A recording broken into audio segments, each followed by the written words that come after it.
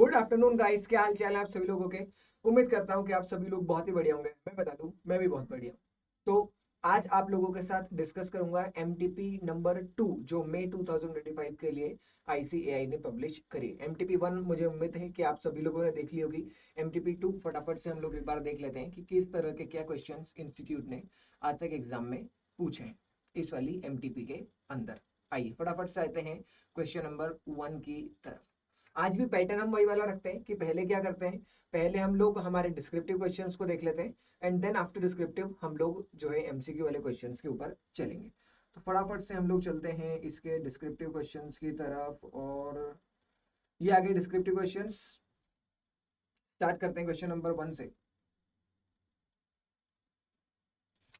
क्या बोल रहा है क्वेश्चन नंबर 1, पढ़ लेते हैं एक बार। वर्धा लिमिटेड एक टेक्सटाइल कंपनी है जिसने 5 लाख प्रेफरेंस शेयर इशू करे हैं 100 रुपीज के, which are now due for redemption in 2025, जो अब क्या होना है, रिडीम होने वाले हैं। The company has retain earning of 3 crore and free reserves of 5 crore. Company के पास 3 करोड़ के तो क्या है, रिटेन अर्निंग, और 2 करोड़ रुपए की क्या है, free reserves. Being an expert you are asked to recommend possible options that are management can avail for the redemption of the preference shares. आप लोगों को आज ही एक्सपर्ट मान लिया उन्होंने और आपसे पूछ रहे हैं कि बताइए तो सही जरा कि किस तरीके से या क्या क्या ऑप्शंस कंपनी के पास है रिडम्पशन को करने के लिए। तो यार इसमें कोई बहुत बड़ी बात तो उन्होंने कर नहीं ली। Section number 55 redemption of preference share के बारे में बात करता है। वो क्या बोलता है कि प्रेफरेंस शेयर को आप रिडीम कर सकते हैं कहाँ से, आउट ऑफ प्रॉफिट या फिर फंड जो अवेलेबल है डिविडेंड डिस्ट्रीब्यूशन के लिए। सेक्शन 123 में जो अमाउंट्स हैं जिनसे आप डिविडेंड डिस्ट्रीब्यूट कर सकते हैं, सेम उसी अमाउंट से आप प्रेफरेंस शेयर को रिडीम भी कर सकते हैं। या फिर दूसरा ऑप्शन आता है कौन सा, by proceeds of fresh issue. आप कोई नए शेयर इशू करिए और उनकी जो प्रोसीड्स मतलब उनसे जो पैसे आएंगे उस पैसे से भी आप प्रेफरेंस शेयर को रिडीम कर सकते हैं। देखो दो ऑप्शन हो गए, पहला तो यार कि प्रॉफिट या फिर फंड जो available for distribution for the dividend है उसमें से कर दें, या फिर by proceeds of issuing of fresh shares. अगर आप फर्स्ट वाला ऑप्शन चूज करते हैं that is by redemption by the profit और the fund available for the dividend distribution, अगर आप उसमें से रिडम्पशन करते हैं तो जो नॉमिनल अमाउंट ऑफ शेयर्स हैं जिनको आपने रिडीम किया है उतने अमाउंट का अमाउंट आपको CRR that is capital redemption reserve के अंदर ट्रांसफर करना पड़ेगा। तो there are two options for the redemption, one out of the free reserves and profit which are available for dividend distribution, and second out of the proceeds of fresh issue. If you are opting for the first one, that is from the profit or the free reserves, then you need to transfer the amount equivalent to the nominal value of redemption of preference share value to the reserve name called capital redemption reserve. Second, Green Limited, a power generating company attracting numerous investors due to its strong growth potential. Mr. Arju, one of the investors, purchased a significant number of shares in the Green Limited, expecting a regular return in the form of dividend. बहुत बढ़िया। Green limited नाम की एक company है जो power generating के business में है और बहुत सारे लोगों को अपनी तरफ अट्रैक्ट कर रही है कि आप हमारी कंपनी के शेयर्स खरीदें और आपको अच्छा प्रॉफिट होगा। तो मिस्टर अर्जू नाम के एक शेयर होल्डर हैं जिन्होंने क्या किया, कंपनी के शेयर्स परचेस कर लिए और उन्हें लगा कि यार अब कंपनी अच्छी कंपनी के शेयर परचेस करें तो रेगुलर रिटर्न हमको इसके ऊपर मिलता रहेगा डिविडेंड के फॉर्म में। Over the years green limited ने अच्छा परफॉर्म किया और डिविडेंड डिक्लेयर कर रही थी। हालांकि 2023-24 में क्या हुआ, डिस्पाइट रिपोर्टिंग प्रॉफिट तो उन्होंने फिर भी कमाया, पर the board of directors decided not to distribute the dividend. Board of directors ने बोला कि इस साल हमने प्रॉफिट तो कमाया है पर हम डिविडेंड को डिस्ट्रीब्यूट नहीं करेंगे। क्यों? Citing the need to reinvest the earning for future expansion. उन्होंने बोला कि हम ये जो पैसा है ना ये फ्यूचर के एक्सपेंशन में लगाएंगे। Seeing this mister Arju argue, लो भाई, इस बात को देखते हुए मिस्टर अर्जू ने बोला कि अरे ये क्या बात हुई, मेरा तो एब्सोल्यूट राइट है कि मुझे डिविडेंड मिले। ये कोई बात हुई, मैं कंपनी का शेयर होल्डर हूं, मैंने शेयर खरीदे ही इसलिए कि मुझे डिविडेंड मिले और आप बोल रहे हो कि आप मुझे डिविडेंड नहीं दोगे। ही believe that since company was in profitable state, क्योंकि कंपनी में प्रॉफिट हुआ है तो डिविडेंड तो मैंडेटरी डिस्ट्रीब्यूट होना चाहिए। अरे भाई तुम्हारी कंपनी ने प्रॉफिट कमाया है तो प्रॉफिट हमको दो ना। He raises his concern at the AGM, और वो इस बात से नाखुश होकर कहाँ चला गया, एजीएम के अंदर, और उसने बोला कि भाई बोर्ड ऑफ डायरेक्टर्स तुम्हारा ये डिसीजन मुझे समझ नहीं आया कि तुम इस बार डिविडेंड नहीं दोगे। Looking at the given scenario, जो बातें दी हुई है उसको ध्यान में रख के बताइए कि ये जो मिस्टर अर्जू एजीएम के अंदर खड़े होकर बात बोल रहे हैं क्या ये सही बात बोल रहे हैं? क्या जो बात मिस्टर अर्जू बोल रहे हैं क्या वो ये बात सही बोल रहे हैं? इसके बारे में हम लोगों ने हम लोगों से पूछा। बताइए जरा कि क्या मिस्टर अर्जू की बात सही है। तो आपने बोला कि नहीं भाई मिस्टर अर्जू जो बात बोल रहे हैं ना वो बात सही नहीं है। सेक्शन नंबर 123 क्या बोलता है कि शेयर होल्डर का कोई इनहेरेंट गारंटी नहीं रहती है कि उन्हें डिविडेंड कंपनी से मिलेगा ही सही। ये डिसीजन तो बोर्ड ऑफ डायरेक्टर्स का रहता है कि उन्हें डिविडेंड डिस्ट्रीब्यूट करना है या नहीं करना है। Share holders can not compel, आप शेयर होल्डर जो है वो प्रेशर नहीं दे सकते बोर्ड ऑफ डायरेक्टर्स को कि आपको तो डिविडेंड देना ही पड़ेगा अगर प्रॉफिट हुआ है, तो ऐसी कोई बात नहीं होती है। बोर्ड ऑफ डायरेक्टर्स की इच्छा होगी, कंपनी के इंटरेस्ट में होगा तो वो डिविडेंड देंगे, अदरवाइज वो डिविडेंड नहीं देंगे। और they are not under the compulsion to declare the dividend every year. Board of director के पास वो अथॉरिटी रहती है कि वो डिविडेंड को रिकमेंड करे या ना करें। तो जो मिस्टर अर्जू फालतू जैसी बातें कर रहे हैं इस बात का कोई सेंस नहीं है। Third, analyse the following situations and comment upon the legal validity. Okay, following situations को देखो और बताइए। John, foreign national wants to buy agriculture land in India. John नाम का एक आदमी है जो क्या कर रहा है, एग्रीकल्चर लैंड बाय करना चाहता है। क्या कर सकता है, हमने बोला कि देखो दो तरह के ट्रांजेक्शन होते हैं। पहली बात तो ये agriculture land capital account transaction है या करंट अकाउंट, हमने बोला current account transaction, capital account transaction है। क्यों, क्योंकि इससे एक असेट क्रिएट होती है। हमने बोला कि जब हम प्रोहिबिटेड कैपिटल अकाउंट ट्रांजेक्शन पढ़ रहे थे तो वहां पे हमने एक बात पढ़ी थी कि person resident outside India can not purchase the agriculture land in India. मतलब एग्रीकल्चर लैंड परचेज करना that is a capital account transaction. ये वाला capital account transaction reserve bank of India ने प्रोहिबिट कर रखा है। तो हम बोलेंगे कि मिस्टर जॉन जो एक PROI है वो इंडिया के अंदर एग्रीकल्चर लैंड तो सॉरी बट परचेज नहीं कर पाएंगे। Second, NRI wants to open a fixed deposit account in an Indian bank using the foreign currency। वो इंडिया में फॉरेन करेंसी अकाउंट मेंटेन करना चाहते हैं। हमने बोला इससे हमें कोई परेशानी नहीं है, आप यहाँ पर आ करके अपना फॉरेन करेंसी का जो अकाउंट है वो इंडिया में ओपन कर सकते हैं, that is foreign currency non resident account in India. इससे हमें कोई परेशानी नहीं। तो पहला वाला ट्रांजेक्शन नो, सेकेंड वाला transaction yes, no problem. Question number 2 का ए, A company intends to hold its annual general meeting on the shorter notice due to urgent business requirement। Okay, AGM बुलाना चाहती है कंपनी और वो कैसे बुलाना चाहती है, शॉर्टर नोटिस के ऊपर। However, some shareholders argue that larger shareholding should grant them greater influence in approving the shorter notice। उन्होंने क्या बोला कि लार्ज शेयर होल्डिंग जिन लोगों के पास है उन्हें इन्फ्लुएंस करना चाहिए इस डिसीजन को कि वो शॉर्ट नोटिस दे सकते हैं या नहीं। Based on the provision of companies act 2013, बताइए कि ये जो आर्ग्यूमेंट है ये आर्ग्यूमेंट वैलिड है या नहीं। And substantiate why the number of share holders matter more than the number of share they hold in such case. कि ये बताइए कि नंबर ऑफ शेयर होल्डर्स ज्यादा जरूरी है या नंबर ऑफ शेयर होल्डिंग, की एक ही आदमी के पास कितने नंबर ऑफ शेयर्स हैं वो ज्यादा जरूरी है। हमने बोला कि ये सारी बातों की डीलिंग स्टार्ट होती है सेक्शन नंबर 101 से। Section number 101 of companies act 2013 क्या बात करता है कि 21 क्लियर डेज का नोटिस देना पड़ता है अगर आपको जनरल मीटिंग कॉल करनी है तो 21 डेज का क्लियर नोटिस।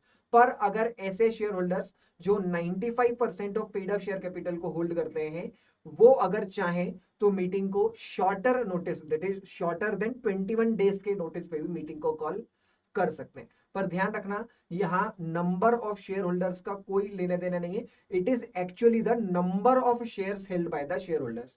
किन लोगों के पास कितने नंबर ऑफ शेयर्स हैं उससे ज्यादा फर्क पड़ता है rather than number of share holders. तो जो आर्ग्यूमेंट था कि लार्जर शेयर होल्डिंग जो है वो इन्फ्लुएंस करती है, तो आंसर इज यस। अगर आप बहुत ज्यादा शेयर होल्ड करते हैं तो आप ही इन्फ्लुएंस कर सकते हैं। अगर एक कंपनी के 95% शेयर सिर्फ एक आदमी होल्ड करता है और बचे हुए 5% शेयर 50 लोग होल्ड करते हैं तो भी उस एक आदमी की ही सुनी जाएगी। क्यों, क्योंकि वो 95% ऑफ शेयर होल्डिंग को होल्ड करता है।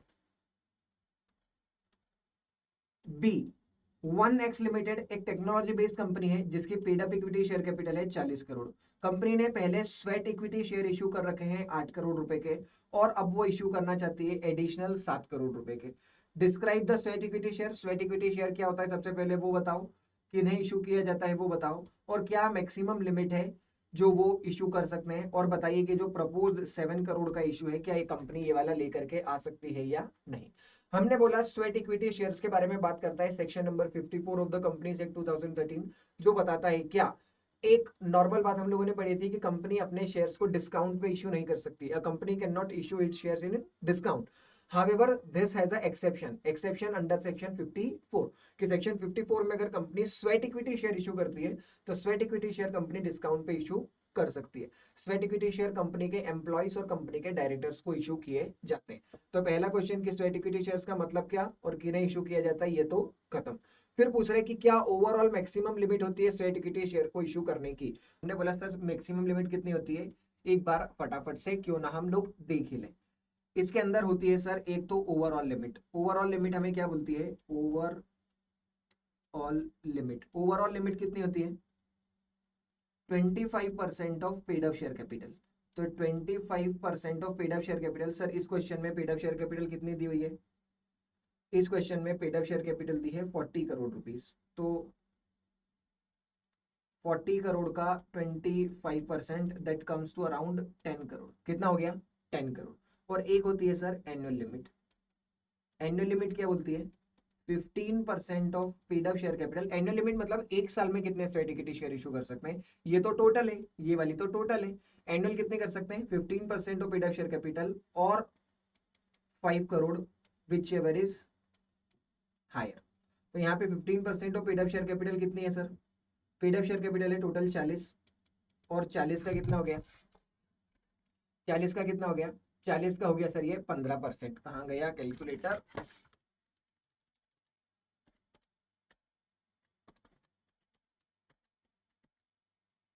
ये हो गया 40 का 15%। 40 का 15% उसने कितना बोल दिया, 6 करोड़। 6 करोड़ और 5 crore whichever is higher, मतलब आप कितना इशू कर सकते हैं सर, इस साल में आप 6 करोड़ इशू कर सकते हैं। कितना कर सकते हैं, 6 करोड़। इनको कितना इशू करना है सर, ये इशू करना चाहते हैं 7 करोड़। तो पहली बात तो 7 करोड़ इशू नहीं कर सकते। क्या 6 करोड़ इशू कर सकते हैं, सर हमने बोला ऑलरेडी इशूड कंपनी ने कितने कर रखे हैं, कंपनी ने ऑलरेडी 8 करोड़ के तो पेड अप, 8 करोड़ के स्वेट इक्विटी शेयर तो ऑलरेडी इशू कर रखे हैं। ऑलरेडी इशूड कितने हो गए, 8 करोड़। ओवरऑल लिमिट कितनी है, 10 करोड़। कंपनी मैक्सिमम 2 करोड़ के इशू और कर पाएगी। कंपनी मैक्सिमम कितने के इशू कर पाएगी, सिर्फ 2 करोड़ रुपए के। और भले ही एनुअल लिमिट की वजह से 6 करोड़ आ रहा हो, पर ओवरऑल लिमिट कितने पे रिस्ट्रिक्ट करती है, 10 करोड़ पे। और कंपनी ऑलरेडी कितना इशू कर चुकी है, 8 करोड़। तो कंपनी और कितना इशू कर सकती है, सिर्फ 2 करोड़ रुपए और इशू कर सकती है। फिर आया इसी का क्वेश्चन नंबर 2 का सी। क्वेश्चन नंबर 2 का सी पार्ट क्या बोल रहा है कि बताइए जरा, CCTV recording of an incident can be considered as document. क्या सीसीटीवी रिकॉर्डिंग को डॉक्यूमेंट कंसीडर किया जा सकता है। Explain what do understand by the word document. Document का मतलब क्या। तो हमने बोला कि document refers to any matter express, document refers to any matter expressed और डिस्क्राइब्ड अपॉन अ सब्सटेंस। किसी भी सब्सटेंस के ऊपर आपने क्या किया है, किसी भी मैटर को डिस्क्राइब किया है, एक्सप्रेस किया है, यूजिंग लेटर यूज करो, आप फिगर यूज करो, नंबर यूज करो, मार्क करो, कुछ भी। किसी भी चीज को डॉक्यूमेंट कहने के लिए 4 चीजों को चेक किया जाता है। सबसे पहले वहां पे होना चाहिए एक मैटर, फिर वहां पे होना चाहिए दूसरा क्या, रिकॉर्डिंग, तीसरा वहां पे होना चाहिए सब्सटेंस, और तीसरा होना चाहिए मीन्स।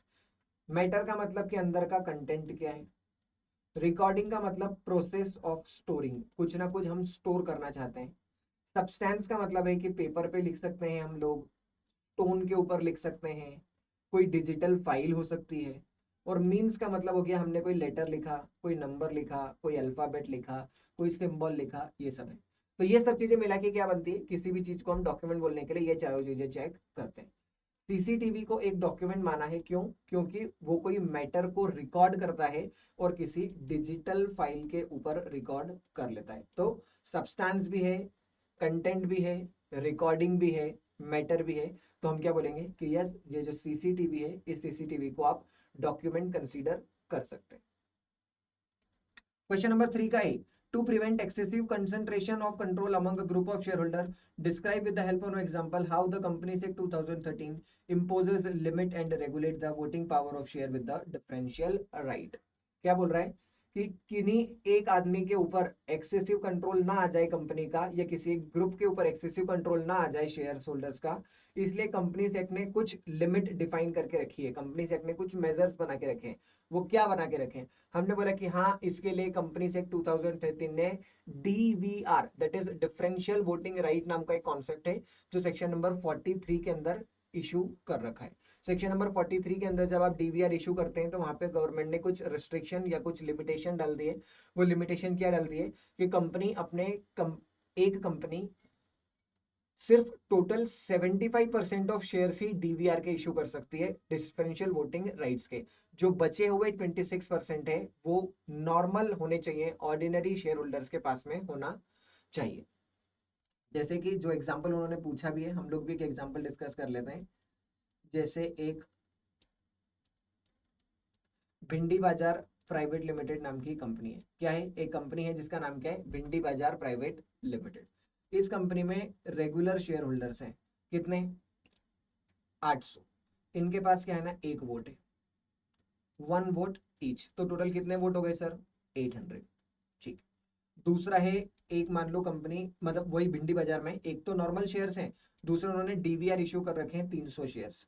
डीवीआर का मतलब क्या होता है? डिफरेंशियल वोटिंग राइट, अलग तरीके की वोटिंग राइट मिलेगी। तो हमने ये वाले शेयर में क्या बोल दिया था कि अगर आपके पास डीवीआर होगा ना तो आप एक शेयर के बदले 3 बार वोट कर पाएंगे। तो यहाँ पे मैंने क्या लिख दिया? 3 वोट ईच। अब कितने वोट्स हो गए टोटल?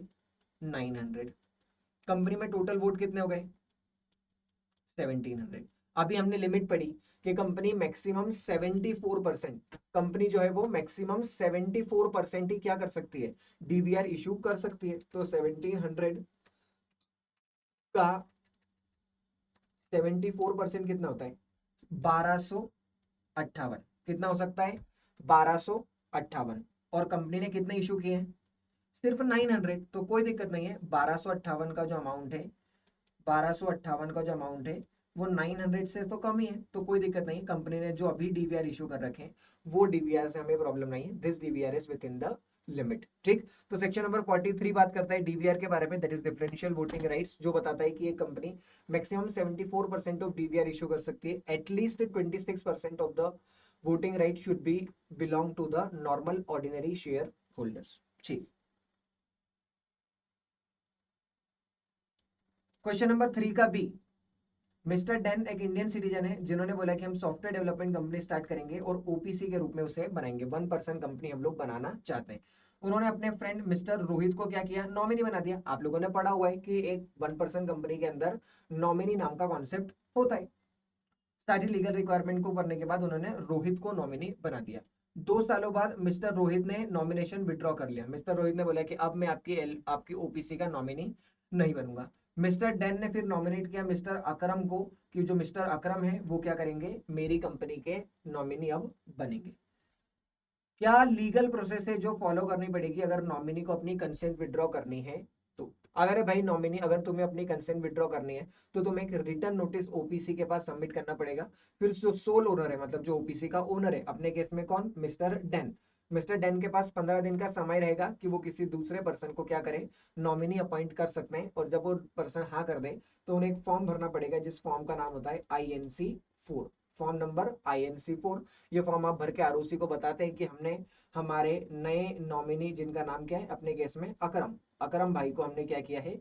नया नॉमिनी हमारे ओपीसी के अंदर बनाया है। Second, how does the change of nominee impact the memorandum of association of the company? जो नॉमिनी में चेंज आया है इसकी वजह से क्या इंपैक्ट आता है मेमोरेंडम ऑफ एसोसिएशन के? हमने बोला तो कि हाँ, हमने बोल रहे हैं कि हाँ भाई, मेमोरेंडम ऑफ एसोसिएशन तो चेंज होता है। क्यों? क्योंकि नॉमिनी को ऐड करने से जो मेमोरेंडम ऑफ एसोसिएशन का नॉमिनी क्लॉज होता है 1% कंपनी के केस में, वो नॉमिनी क्लॉज चेंज होगा।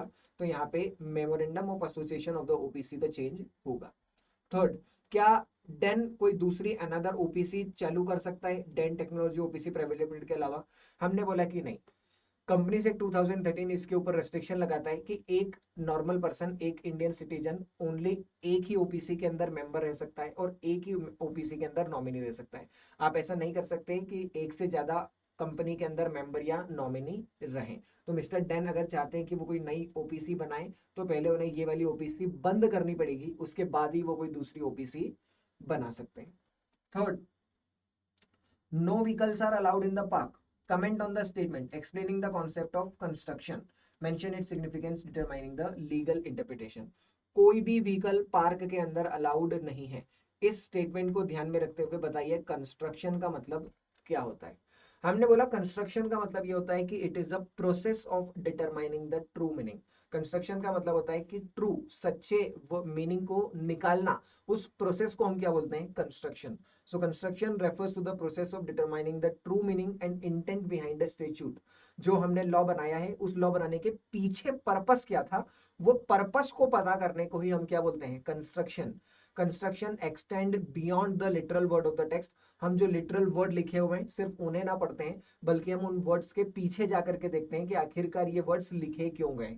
जैसे कि आपने एग्जांपल दिया कौन सा, no vehicles are allowed in the park, मतलब पार्क के अंदर कोई भी व्हीकल्स अलाउड नहीं है। अब आप अगर लिटरल इंटरप्रिटेशन करोगे तो क्या होगा, सारे तरह के व्हीकल्स, जैसे उसमें साइकिल हो, गाड़ी हो, मोटर गाड़ी हो, बेबी स्ट्रॉलर्स जो बच्चे को ले जाते हैं, वो जो पालने जैसा आता है, आप उसे भी अंदर नहीं आने देंगे। आप व्हील चेयर को भी मना कर देंगे, क्यों, क्योंकि ये सब क्या है, vehicles, no vehicles are allowed in the park. तो क्या ऐसा करेंगे हम, लिटरल इंटरप्रिटेशन तो यही बोलता है, पर कंस्ट्रक्शन ऐसा नहीं बोलता है। कंस्ट्रक्शन क्या बोलता है कि हम लेजिस्लेटिव इंटेंट पता करेंगे। ये बात लिखने के पीछे का कारण क्या है, ये बात लिखने के पीछे का कारण यह है कि पार्क के अंदर पोल्यूशन ना हो, पार्क के अंदर कंजेशन ना हो, मोटराइज व्हीकल ना चले।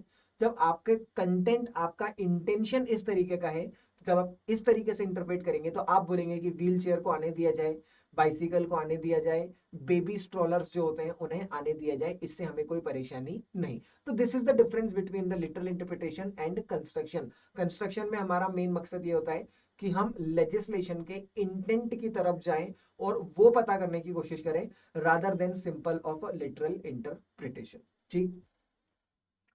क्वेश्चन नंबर 4 का A, Moringa limited initially issued preference share with a fix 10% dividend. 10% dividend के साथ मोरिंगा लिमिटेड ने अपने प्रेफरेंस शेयर इशू करे। Later company decided to reduce the dividend rate to 8%। बाद में कंपनी ने बोला कि मैं अपना डिविडेंड रेट जो है वो रिड्यूस करके कितना करना चाहती हूँ, 8%।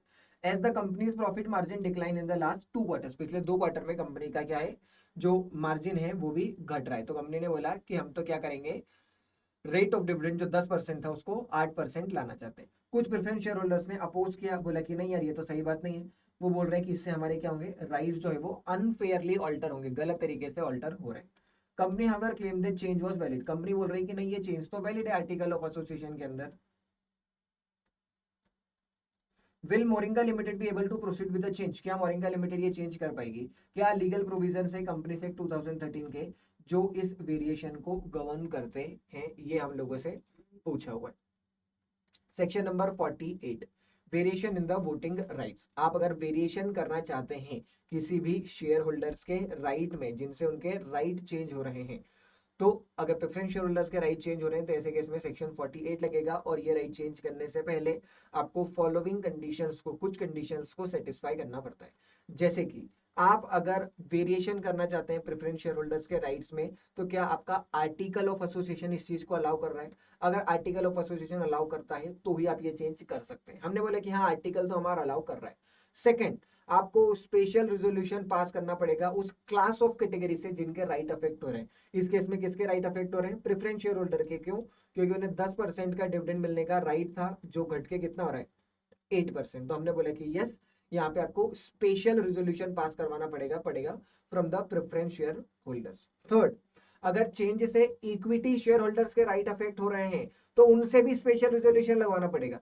वैसे तो आप किसका राइट चेंज कर रहे हो, प्रेफरेंस शेयर होल्डर का। क्या पर इन प्रेफरेंस शेयर होल्डर के राइट चेंज करने की वजह से इक्विटी शेयर होल्डर्स के राइट चेंज हो रहे हैं, अगर हाँ तो इनसे भी स्पेशल रेजोल्यूशन पास करवाना पड़ेगा। इनसे तो लेना ही है, इनसे भी स्पेशल रेजोल्यूशन लेना पड़ेगा।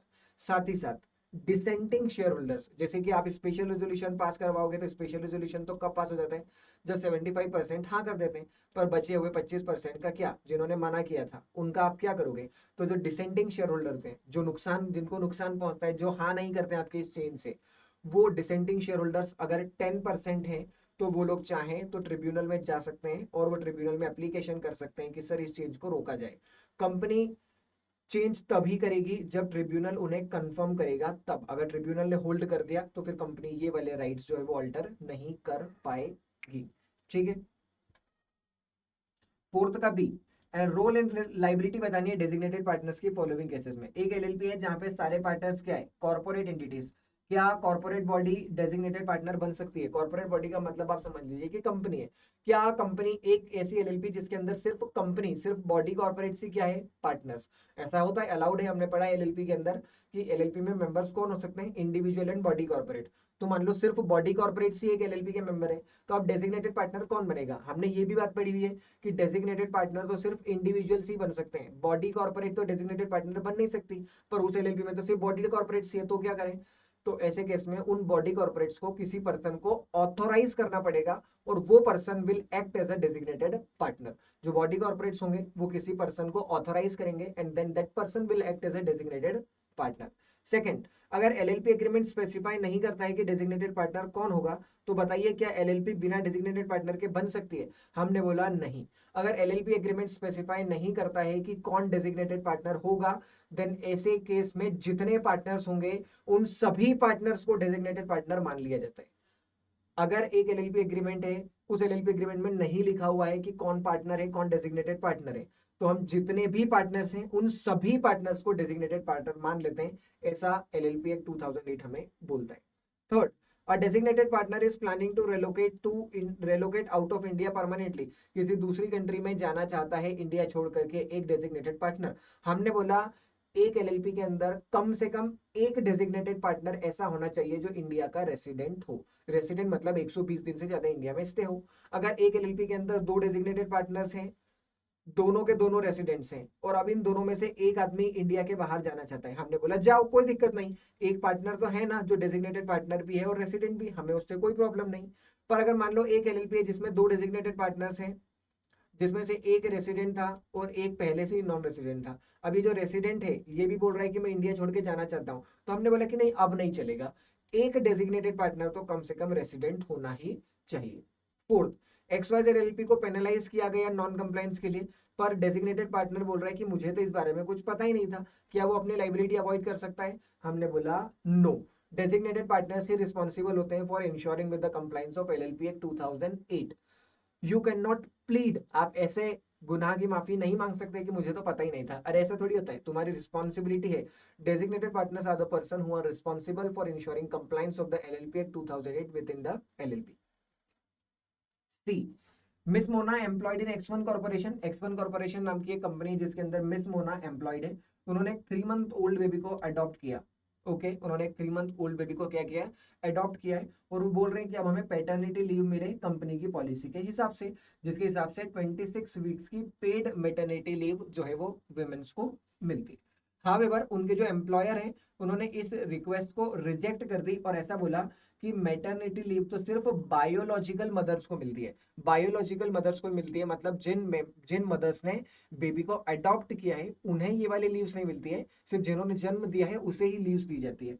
Mona approach the court, Mona ने बोला कि मैं तो जा रही हूँ कोर्ट, क्योंकि कंपनी का डिसीजन मुझे पसंद नहीं आया।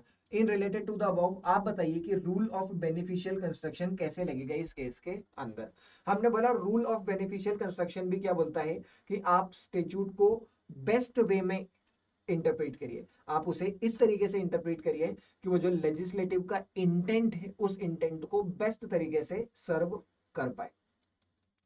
अगर आप लॉ को एक से ज्यादा तरीके से इंटरप्रेट कर सकते हैं, मतलब लॉ का कोई ऐसा पार्ट है जिसके एक से ज्यादा इंटरप्रिटेशन करते हैं, तो ऐसे केस में rule of beneficial construction applicable होता है। ये वाला रूल कोर्ट्स को अलाउ करता है कि वो इंटरप्रिटेशन कुछ इस तरीके से करें कि maximum benefit intended class of people को मिल पाए, maximum benefit intended class of people को मिल पाए। अगर हम बात करें मैटरनिटी लीव वाले की, तो मैटरनिटी लीव देने के समय पे लॉ का इंटेंट क्या रहा होगा?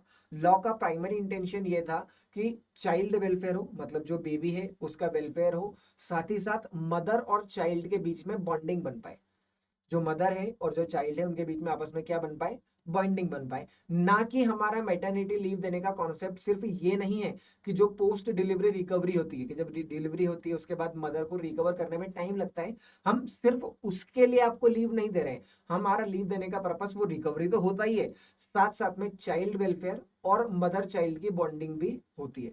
तो ऐसे केस में एक अडॉप्टिव मदर को, मतलब ऐसी मदर जिसने बेबी को अडॉप्ट किया है, उसे लीव न देना, ये एक narrow interpretation of the act है। और इस इंटरप्रिटेशन की वजह से जिन्होंने एक्ट बनाया था उनके इंटेंशंस भी डिस्टर्ब हो रहे हैं। तो ऐसे में कोर्ट ऐसा रूलिंग देगा, ऐसा डिसीजन देगा कि भैया एम्प्लॉयर आपको अडॉप्टिव मदर को भी 26 वीक्स की जो पेड लीव होती है वो देनी पड़ेगी, और आपको थोड़ा सा broader interpretation of the statute करना पड़ेगा। क्वेश्चन नंबर 5 का ए, एनर्जी मिल्स लिमिटेड ने इक्विटी शेयर इशू करे जिनकी फेस वैल्यू थे कितने, 10 रुपीज। अमित और बर्मन दोनों दोस्त थे, दोनों 1,000 शेयर होल्ड करते थे।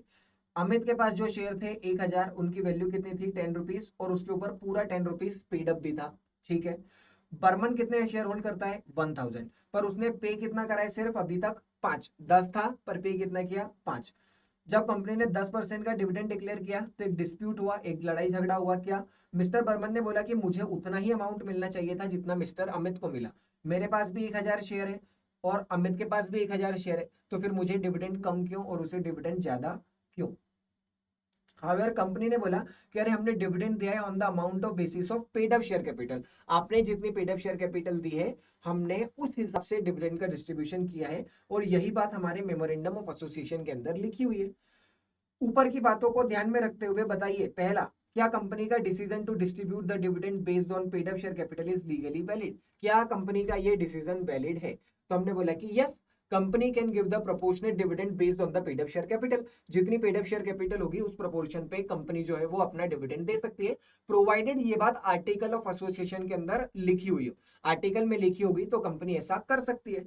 अब अगर अपन बात करें अमित की, तो अमित के पास कितने शेयर है, 1,000, शेयर की वैल्यू कितनी है, 10, और रेट ऑफ डिविडेंड कितना है, 10%, मतलब कितना डिविडेंड मिलेगा, 1,000।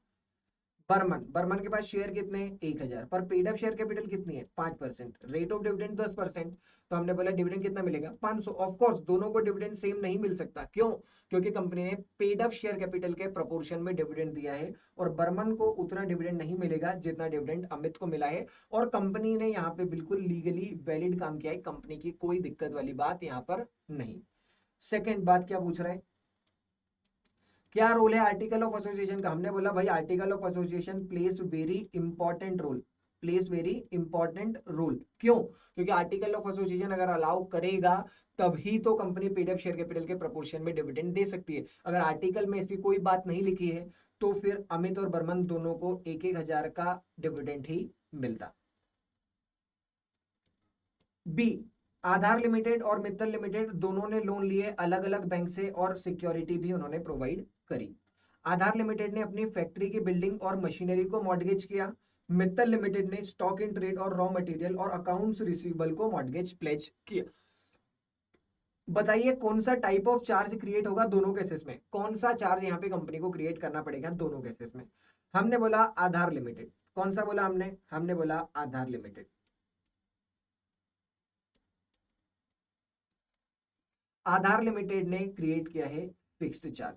फिक्स्ड चार्ज क्यों क्रिएट किया है, क्योंकि उसने बिल्डिंग, फैक्ट्री, मशीन जो कि क्या है permanent identifiable nature of assets के ऊपर आपने क्या किया है, चार्ज क्रिएट किया है। तो हम ऐसे चार्ज को क्या बोलते हैं कि ये चार्ज कैसा है, फिक्स्ड चार्ज होता है। और रही बात मित्तल लिमिटेड की, तो मित्तल लिमिटेड ने कौन सा चार्ज किया है, मित्तल लिमिटेड ने किया है सर फ्लोटिंग, कौन सा चार्ज, फ्लोटिंग चार्ज। क्यों, क्योंकि किस पे क्रिएट किया है, stock in trade, raw material, accounts receivable, मतलब डेटर, जो कैसा किया है, जिसको हम क्या बोलते हैं कि फ्लक्चुएटिंग इन नेचर में होता है, तो उसे हम क्या बोलते हैं, फ्लोटिंग चार्ज बोलते हैं।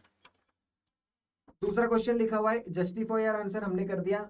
Analyse what would happen if both the company fail to repay the loan, अगर दोनों कंपनी लोन नहीं दे पाई तो क्या होगा। हमने बोला कि देखो आधार लिमिटेड के केस में फिक्स्ड चार्ज था, क्या था आधार लिमिटेड के केस में, फिक्स्ड चार्ज। और फिक्स्ड चार्ज के केस में हम लोग क्या करते हैं, अगर आप रीपे नहीं कर पाए तो ऐसे केसेस में जो बैंक है वो आपकी असेट्स का पोजीशन ले लेगी और फिर उन असेट्स को बेच के अपना ड्यू क्या करेगी, रिकवर करेगी।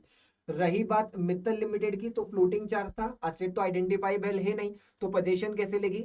हमने बोला फिक्स चार्ज, फ्लोटिंग चार्ज के केस में अगर आप लोन को सर्व नहीं कर पाते हैं, रीपे नहीं कर पाते हैं, तो फ्लोटिंग चार्ज ऑटोमेटिकली क्रिस्टलाइज हो जाता है। क्रिस्टलाइजेशन का मतलब क्या होता है, फ्लोटिंग चार्ज कन्वर्ट हो जाएगा फिक्स चार्ज के अंदर, और जो स्टॉक मटेरियल था, जो रॉ मटेरियल था, या जो भी आपके अकाउंट्स रिसीवेबल थे वो फिक्स हो जाएंगे और बैंक आके इनके ऊपर अपनी धौंस जमा लेगी, मतलब इनके ऊपर अपना कंट्रोल ले लेगी और फिर इन्हें बेच के अपने ड्यूज जो है वो रिकवर करेगी। सी, मिस्टर पी इंडिया में रिसाइड कर रहे थे फाइनेंशियल ईयर 23-24 के दिन अंदर। उन्होंने 15 जुलाई 2024 के दिन स्विट्जरलैंड चले गए 2 साल के लिए बायोटेक्नोलॉजी पढ़ने के लिए। बताइए उनका क्या रेसिडेंशियल स्टेटस होगा फेमा के अंदर 2024-25 और 25-26 के अंदर। हमने बोला अगर आपको देखना है क्या, अगर आपको देखना है 2024-25 का स्टेटस, रेसिडेंशियल स्टेटस, तो आपको देखना पड़ेगा 2023-24 में कितने दिन वो इंडिया में रहे। हमने बोला वो 2023-24 में तो 182 डेज से ज्यादा रहे, तो अकॉर्डिंगली वो क्या है, पीआरआई। क्या है वो, पीआरआई। तो वैसे तो ये पीआरआई है, पर आरबीआई का एक सर्क्यूलर आया था और आरबीआई ने क्या बोला कि ऐसे स्टूडेंट्स जो पढ़ाई करने के लिए बाहर जाते हैं उन्हें आप पीआरओआई कंसीडर कर लो। क्या कंसीडर कर लो, पीआरओआई। ऐसा क्यों बोला आरबीआई ने, क्यों, क्योंकि जब बच्चे बाहर जाते हैं पढ़ाई करने के लिए तो वो वहां पे अपनी डेली नीड्स को फुलफिल करने के लिए काम भी करते हैं, पार्ट टाइम वर्किंग भी करते हैं। तो वो पार्ट टाइम वर्किंग वैसे भी किस में कवर हो जाती है, स्पेसिफाइड पर्पस में, मतलब आप इंडिया से बाहर गए हो क्या करने के लिए, जॉब करने के लिए। तो ऐसा मान के आरबीआई उसको क्या बोल देती है कि आप तो स्टूडेंट को पीआरओआई ही कंसीडर कर लो। रही बात 25-26 की, तो 25-26 के लिए चेक करेंगे 24-25 में कितने दिन इंडिया में रहे। 24-25 में तो आप स्विट्जरलैंड में मजे कर रहे थे, मतलब 0 डेज रहे। जब 0 डेज रहे तो हम आपको पीआरओआई ही बोलेंगे। पहला केस पीआरओआई पर आरबीआई की वजह से पीआरओआई, सेकेंड केस में तो कोई कंफ्यूजन नहीं, ये तो पीआरओआई ही होगा। क्वेश्चन का second part, Mr. P require every year $25,000 for the tuition fees and 30,000 for incidental and stay expense। मतलब टोटल उन्हें $55,000 की जरूरत पड़ेगी। क्या पॉसिबल है मिस्टर पी को ये पैसा मिलना? हमने बोला हाँ मिल जाएगा। Liberalise remittance scheme of $250,000 available होती है, तो ये वाले दोनों ट्रांजेक्शन के लिए तो गवर्नमेंट से पूछने की भी जरूरत नहीं है, तो परमिसेबल करंट अकाउंट ट्रांजेक्शन है जिसके लिए आरबीआई से कोई अप्रूवल लेने की जरूरत नहीं है। It is well with in the limit. तो एलआरएस की $250,000 की लिमिट को आप यूज यहाँ पे कर सकते हैं। क्वेश्चन नंबर 6 का ए, अभी लिमिटेड ने अपनी एनुअल जनरल मीटिंग करी, एक क्रूशियल रेजोल्यूशन पास करना था कि बिजनेस ऑपरेशन को एक्सपांड करना है। बहुत सारे share holders are unable to attend the meeting in person due to their prior commitment. बहुत सारे शेयर होल्डर बोले कि यार हम तो नहीं आ पाएंगे, हमारे पास तो कुछ दूसरा काम है, पर एब्सेंस तो है, हमारी एब्सेंट तो है, पर हमारी इच्छा फिर भी है कि हम क्या करें, पार्टिसिपेट करें कंपनी के डिसीजन मेकिंग के अंदर। इस बात को ध्यान में रखते हुए क्या कंपनी से 2013 के अंदर ऐसी कोई बात लिखी हुई है क्या कि हम खुद ना आए फिर भी वोट कर पाए? हमने बोला कि हाँ बिल्कुल सही पकड़े। सेक्शन नंबर 105 जो बात करता है किसके बारे में, प्रॉक्सी। प्रॉक्सी मतलब क्या होता है, आप अपने बिहाफ पे किसी दूसरे पर्सन को भेज सकते हैं जो जा करके आपके बिहाफ पे वोट कर देगा। बस ध्यान रखना सेक्शन 105 के अंदर कुछ कंप्लायंसेस दिए हुए हैं, वो कंप्लायंस आपको फुलफिल करने पड़ेंगे। जैसे कि आपको एक MGT 11 नाम का फॉर्म है जो कंपनी को सबमिट करना पड़ता है कि मैं मेरे बिहाफ पे प्रॉक्सी भेजना चाहता हूँ। ये MGT 11 नाम का जो फॉर्म है ये कंपनी के पास मीटिंग के 48 आवर्स पहले पहुंच जाना चाहिए। ये सारी छोटी मोटी फॉर्मेलिटीज हैं जो आपको फुलफिल करनी पड़ेगी अगर आप प्रॉक्सी अपनी जगह अपॉइंट करना चाहते हैं तो। साथ ही साथ एक इंपॉर्टेंट बात और क्या, कंपनी जब भी जनरल मीटिंग का नोटिस भेजती है शेयर होल्डर्स को, तो जनरल मीटिंग के नोटिस के अंदर ये बात लिखी होनी चाहिए कि आप चाहें तो आपके बिहाफ पे, मतलब शेयर होल्डर्स को ऐसा बोलती है कंपनी कि आप चाहें तो आपके बिहाफ पे किसी पर्सन को प्रॉक्सी अपॉइंट कर सकते हैं। अगर कंपनी ने ये बात अपने जनरल मीटिंग के नोटिस के अंदर नहीं लिखी तो कंपनी के ऊपर 5,000 रुपए की पेनल्टी लगती है। सेक्शन नंबर 105 में लिखी हुई है ये बात, ठीक है। तो इस क्वेश्चन का आंसर हम लोगों ने कर लिया कि हाँ सेक्शन नंबर 105 जो होता है वो अलाउ करता है कि आप अपने बिहाफ पे किसी अदर पर्सन को अपॉइंट कर लें जिसे हम प्रॉक्सी नाम से जानते हैं। बी, एक्सएल लिमिटेड ने डिविडेंड डिक्लेयर किया 2015 में, पर कुछ शेयर होल्डर्स ने उसे क्लेम नहीं किया। एज पर द कंपनी से 2013 अनक्लेम डिविडेंड को ट्रांसफर कर दिया गया अनपेड डिविडेंड अकाउंट में, और 2022 दैट इज 7 साल के बाद वो अनक्लेम डिविडेंड को ट्रांसफर कर दिया है IEPF that is investor education and protection fund. On the basis of अब आप बताइए कि IEPF का मतलब क्या होता है, IEPF के अंदर कौन कौन से अमाउंट आते हैं, इस अमाउंट का यूटिलाइजेशन कहाँ होता है, और क्या स्टेप्स मिस्टर विक्टर को लेने पड़ेंगे अगर उन्हें वो 2015 वाला डिविडेंड वापस से क्लेम करना है तो। हमने बोला सेक्शन नंबर 125 के अंदर सेंट्रल गवर्नमेंट ने IEPF that is investor education and protection fund बनाया है। कौन कौन से अमाउंट इसके अंदर आते हैं, जैसे कि एक अभी आया अनपेड डिविडेंड अकाउंट ये वाला, दूसरा, कोई डिपॉजिट मैच्योर हो गए थे पर किसी ने क्लेम नहीं किए कंपनी के, तो वो यहाँ चले जाएंगे।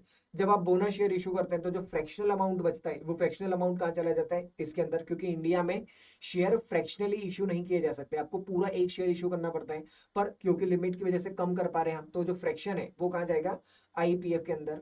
आपने कोई एप्लीकेशन मनी आपके पास आई थी जिसमें ना तो आप शेयर अलॉट कर पाए, ना ही उस एप्लीकेशन मनी को रिफंड कर पाए, तो वो एप्लीकेशन मनी भी कहाँ चली जाती है, आईपीएफ के अंदर। इसके अलावा गवर्नमेंट की तरफ से अगर कोई आईपीएफ को डोनेशन मिला हुआ है तो वो डोनेशन इसके अंदर आता है। तो ये फॉलोइंग अमाउंट्स हैं जो आईपीएफ के अंदर क्या होते हैं, क्रेडिट होते हैं। दूसरा, आईपीएफ का यूटिलाइजेशन क्या होता है, इस आईपीएफ को यूटिलाइज क्या करते हैं, तो हमने बोला कि यार आईपीएफ का यूटिलाइजेशन होता है इन्वेस्टर को सेफगार्ड और प्रोटेक्ट करने में। इन्वेस्टर को सेफगार्ड करने के लिए कैंपेन चलाए जाते हैं, प्रोटेक्ट करने के लिए कैंपेन चलाए जाते हैं, उन्हें एजुकेशन देने की कोशिश करते हैं, फाइनेंशियल लिटरेसी प्रोवाइड करने की कोशिश करते हैं।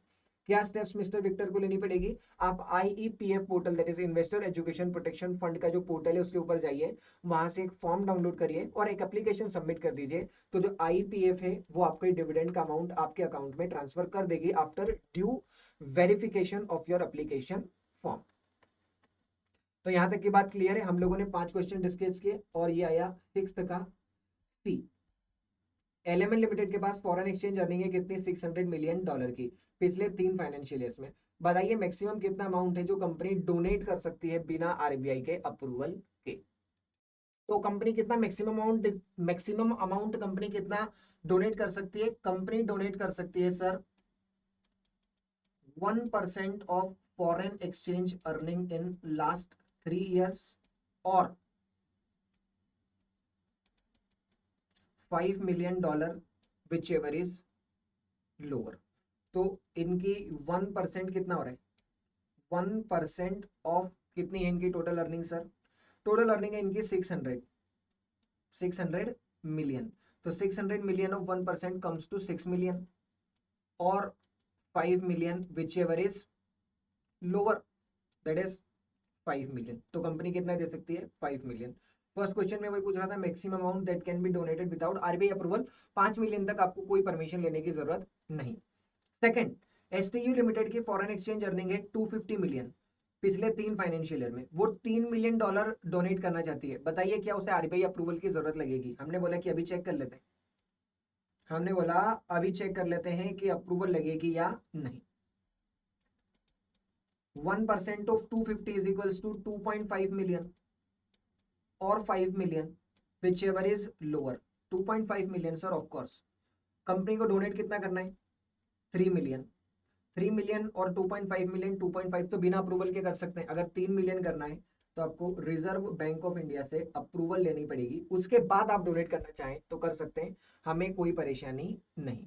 और इसी के साथ हम लोगों के डिस्क्रिप्टिव पार्ट में जितने क्वेश्चंस थे वो सारे हम लोगों ने खत्म किए। अब फटाफट से एक बार एमसीक्यूज भी देख लेते हैं, जब इतना कर ही रहे हैं मालिक तो थोड़ा सा भी और क्यों ही छोड़े। फटाफट से आइए एमसीक्यूज करते हैं। सबसे पहले काम करते हैं, जो इंडिपेंडेंट एमसीक्यूज हैं वो वाले करते हैं, बाद में केस स्टडी भी पढ़ लेंगे, पढ़ा तो आपको सब रहा हूं, पर पहले हम थोड़ा सा सीक्वेंस में चलते हैं। क्वेश्चन नंबर 12 किस बारे में बात कर रहा है, board of directors of ABC limited, board of directors of ABC limited are contemplating to declare the interim dividend in the last week of July 24। Okay, जुलाई 24 के अंदर इंटरिम डिविडेंड डिक्लेयर करना चाहते हैं, बट कंपनी ने इस साल में loss किया। ओ माय गॉड, जून 2024 में लॉस किया हुआ है।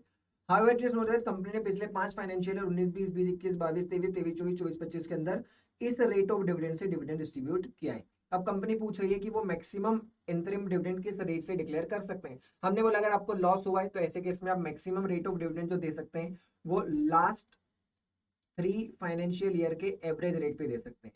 तो 12 प्लस 11 प्लस 10, देखो 1 2 3, ये इन दोनों से हमें कोई काम नहीं, हमें तो पिछले 3 साल देखना है।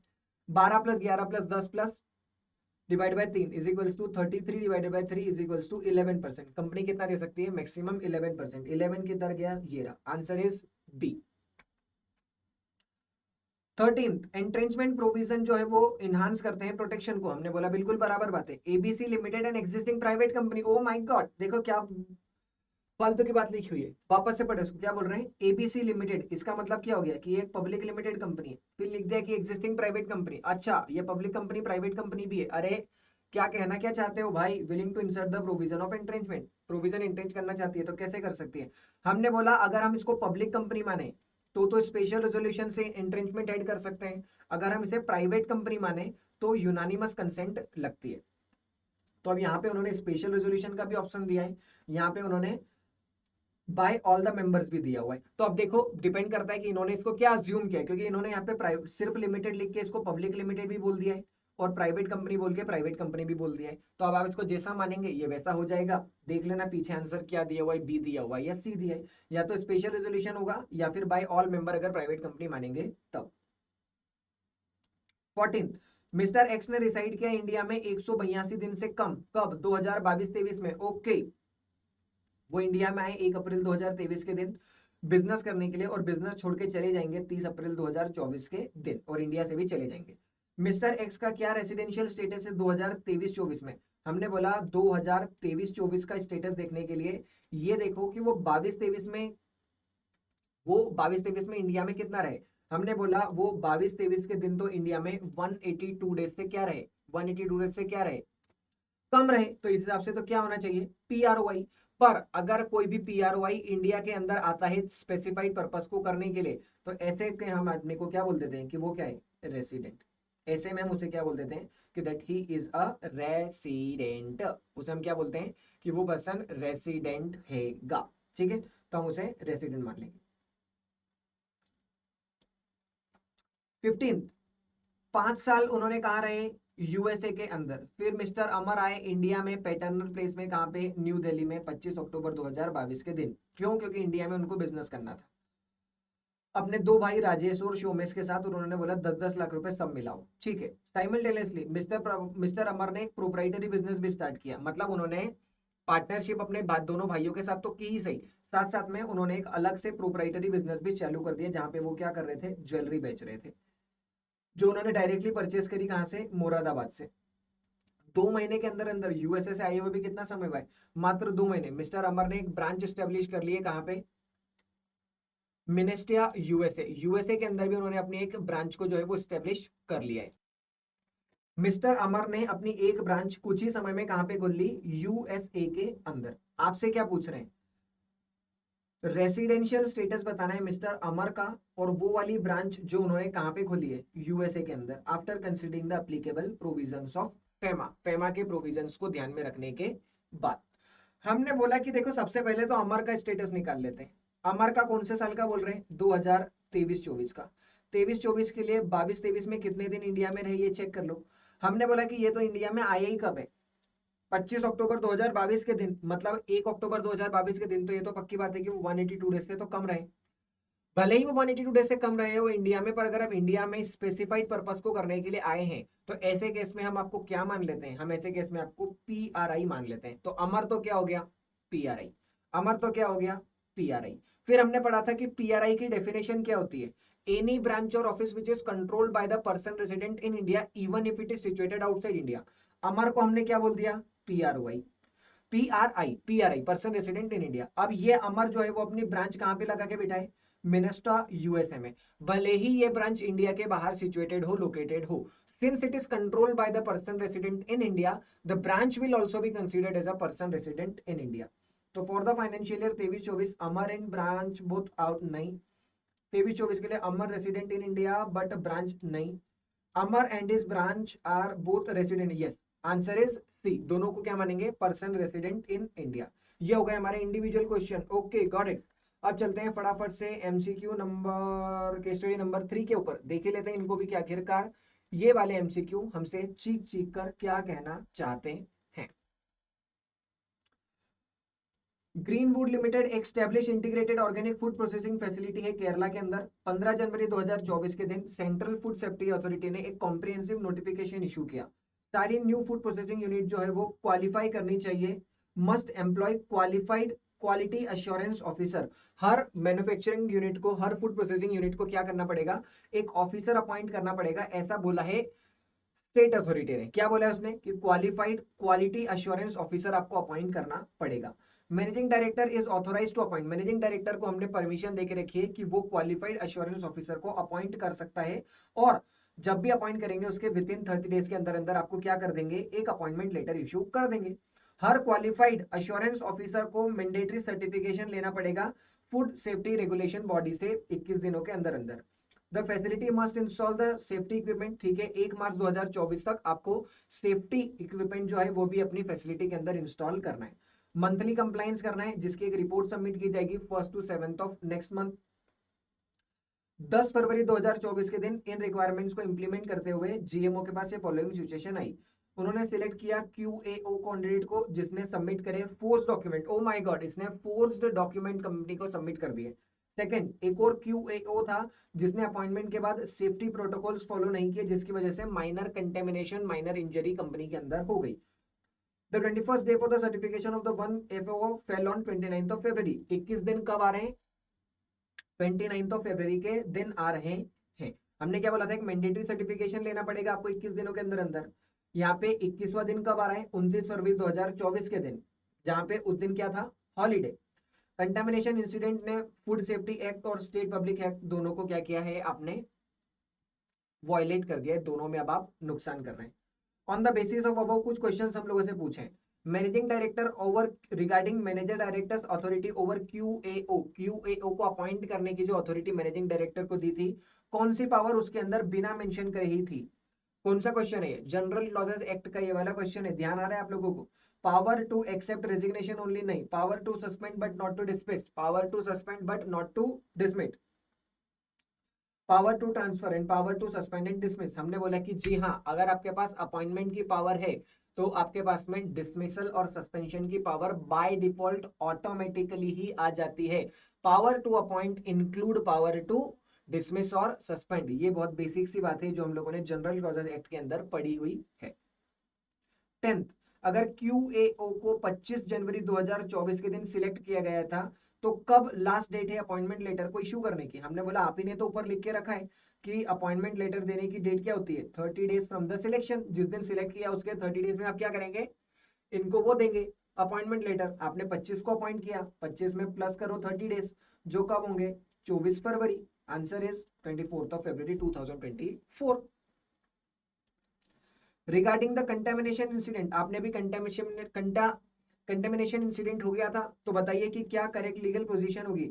Only major violation should be prosecuted. देखो यहाँ क्या हुआ था, आपके प्रोसिक्यूशन की वजह से 2 एक्ट वायलेट हुए थे, फूड सेफ्टी और पब्लिक सेफ्टी दोनों, फूड सेफ्टी और पब्लिक हेल्थ दोनों। तो क्या मेजर वायलेशन ही माना जाएगा? कोई से भी बड़े एक्ट का कंप्लाइंट नॉन कंप्लाइंस माना जाएगा? सिर्फ फूड सेफ्टी एक्ट को प्रायोरिटी दी जाएगी। कंपनी जो है वो प्रोसिक्यूट हो सकती है under both but punishable under once, या both act must be independently enforce. हमने बोला कि नहीं, आपके ऊपर दोनों में प्रोसिक्यूशन चल सकता है पर आपको पनिशमेंट सिर्फ एक ही के अंदर दिया जाएगा। ये बात लिखी हुई है जनरल क्लॉजेस एक्ट के अंदर। So answer is C. Case scenario number 2 पढ़ लेते हैं फटाफट से।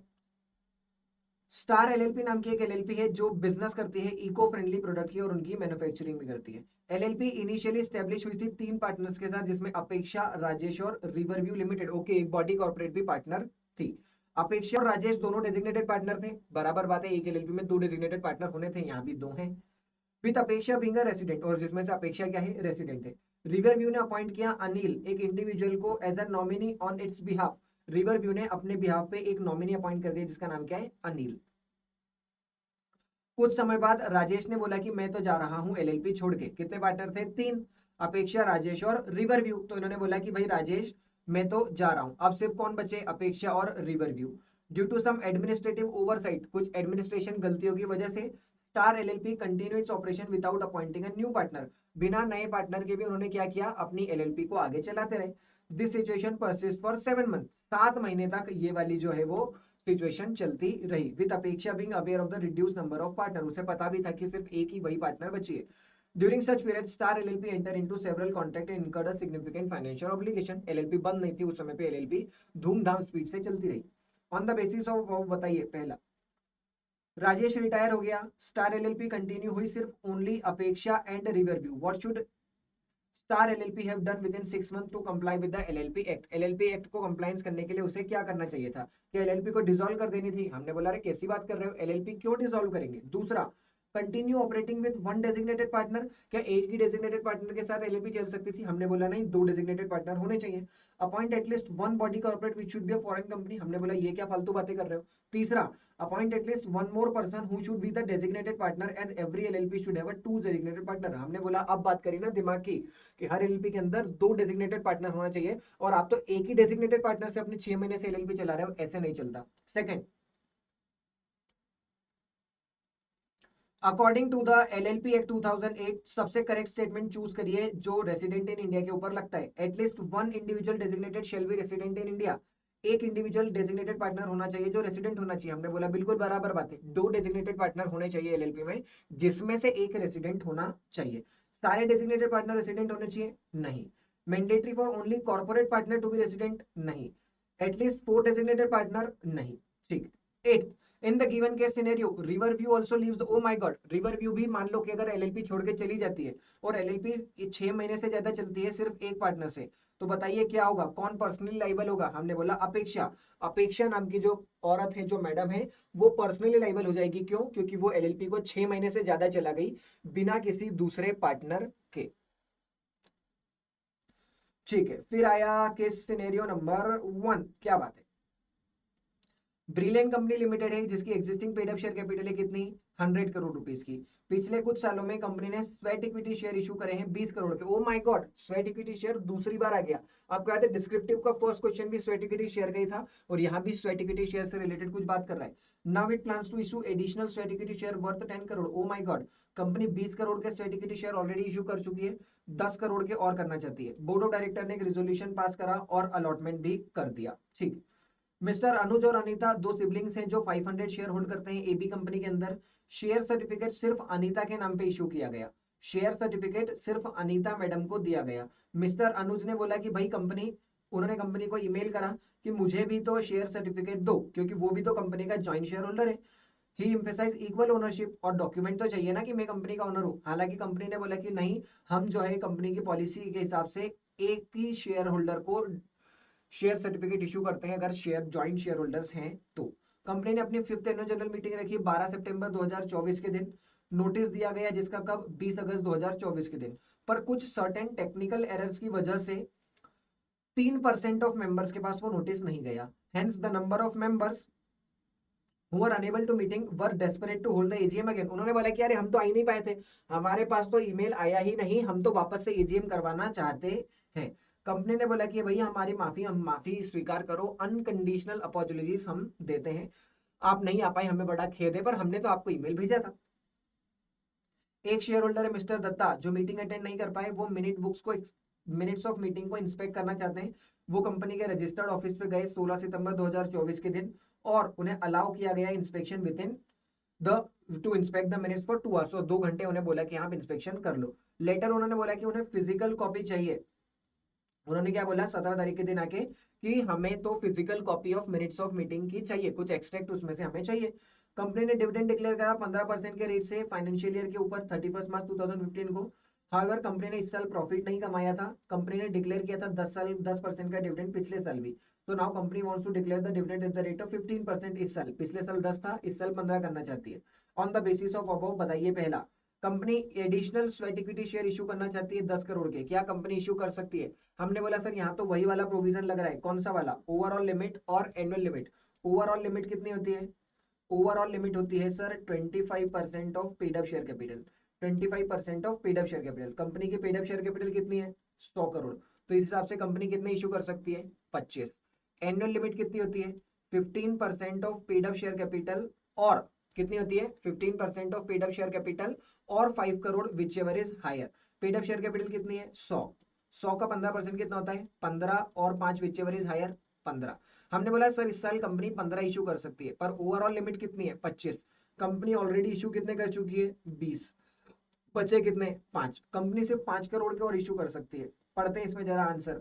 Company can issue only 5 crore this year and remaining 5 crore next year. हमने बोला नहीं, अरे क्या बात कर रहे हो, कंपनी ऑलरेडी एग्जॉस्टेड। हमने बोला नहीं, company can issue 5 crore to remain within the prescribed limit. Answer is yes. Company ने रिफ्यूज किया शेयर सर्टिफिकेट इशू करना अनुज को, क्यों? क्योंकि ज्वाइंट शेयर होल्डर्स को हम अलग अलग नहीं देते हैं। तो क्या कंपनी यहाँ पर सही है? क्या कंपनी यहाँ पर सही है? Yes being a shareholder mister Anuj has the right to share certificate, हमने बोला नहीं। कंपनी की जो पॉलिसी थी वो सही थी, कंपनी सेक्रेटरी यही बोलता है कि जॉइंट शेयर होल्डर्स के केस में आप एक ही शेयर होल्डर को शेयर सर्टिफिकेट देंगे और इसे कंप्लायंस ऑफ द एक्ट मान लिया जाएगा। No, in case of a joint shareholder company shall issue only one share certificate and delivery of the share certificate will amount to the delivery to all of them. एक को दे दिया तो मान लेंगे कि सभी को डिलीवरी हो गई है। Yes mister Anuj, no, yes no. Third, due to technical error in the software notice for the EGM remain undeliverable to the few members. 3% लोगों के पास मीटिंग का नोटिस नहीं गया था। बताइए उसका क्या इंपैक्ट आएगा, बताइए उसका जरा क्या इंपैक्ट आएगा। The meeting needs to be rescheduled as big number person missed, हमने बोला नहीं। Second, unintentional failure to give the notice of non receipt does not invalidate the mediated proceeding. बिल्कुल बराबर बात है। फोर्थ वाला एमसीक्यू किस बारे में बात कर रहा है कि कंपनी को डिविडेंड डिक्लेयर करना है 15% out of its free reserve. अपने फ्री रिजर्व से कंपनी 15% डिविडेंड डिक्लेयर करना चाहती है। Company can declare dividend at that 15% in spite of इनएडिक्वेट profit, हमने बोला हाँ प्रॉफिट नहीं है उससे कोई मतलब नहीं है। अगर प्रॉफिट नहीं होता है तो भी आप 15% का डिविडेंड तो दे सकते हैं, प्रोवाइडेड सेक्शन 123 वाली सभी कंडीशंस का कंप्लायंस आप करें। Company can not declare the dividend, नहीं, लॉस है इसका ये मतलब थोड़ी कि डिविडेंड नहीं दे सकते। The dividend should not exceed the dividend paid in the year ended 31 मार्च 2000, पिछले साल जो डिविडेंड का रेट था उससे ज्यादा नहीं दे सकते, नहीं ये नहीं, 15% का प्रोविजन लगता है। Company has to declare the dividend higher than prescribed rate, नहीं। Based on the provision of Companies Act 2013, by which date company is legally required to furnish Mr. Datta a copy of the minute. Copy of minute कब तक देनी पड़ेगी? Extract हमने बोला 2 दिनों में देना पड़ता है, ऐसा ही सेक्शन नंबर 118 हमें बोलता है, that is minutes of the meeting. और इसी के साथ इस चैप्टर के अंदर इस एमटीपी के अंदर जितने क्वेश्चंस आए थे उन सभी को हम लोगों ने डिटेल में डिस्कस किया। डिस्क्रिप्टिव देखे, एमसीक्यू देखे, जो न्यूमेरिकल्स थे उन न्यूमेरिकल्स को सॉल्व किया, जो डिस्क्रिप्टिव थे मतलब जो प्योर थ्योरेटिकल जैसे इंटरप्रिटेशन के क्वेश्चंस थे उन लोगों को, उन क्वेश्चंस को हमने क्या किया, सिर्फ एक बार रीड आउट किया कि क्या इसके अंदर का आंसर होना चाहिए। उम्मीद करता हूं कि आप लोगों को समझ में आया होगा। 1 घंटे के अंतराल के अंदर अंदर हम लोगों ने पूरी इस एमटीपी को सॉल्व किया। एग्जाम्स आ रही है, बिल्कुल समय वेस्ट ना करें, पढ़ते रहिए and very best of luck to you all. Till then bye bye. बहुत जल्दी कुछ अगले वीडियो के साथ मिलेंगे। Till then bye bye.